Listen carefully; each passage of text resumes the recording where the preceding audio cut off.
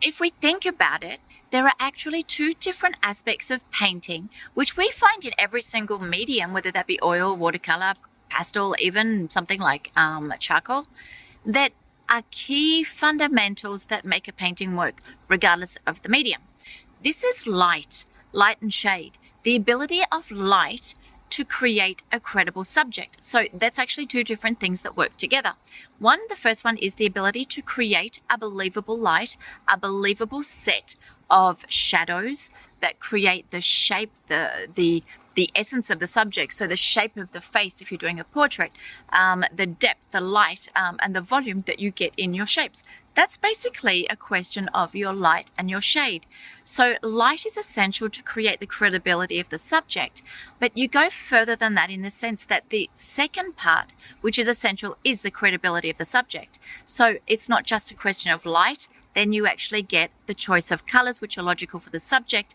And these two different aspects, how we actually make these choices of our light, our tonal values in other words, and our colors, create the credibility of our subject and therefore our paintings. But we can go further, taking the role of light into a level or onto a level which creates and stimulates a lot of emotion, a lot of atmosphere. But what I want to do this week in our Monday live session is I want to go even further than that, because there are so many amazing subjects which are actually very classical, which are actually, you could even say, a bit boring, because we have seen these paintings or these subjects painted over and over again. So what I want to do is I actually want to go back and I want to focus on the effect of light and shade, how you can improve them in your paintings. This has a big part to do with the transparency of your washes, but also the role that credibility plays in your subjects. So that's actually going to include tonal values, but also color choice. But I don't want to paint a classical subject with this classical subject.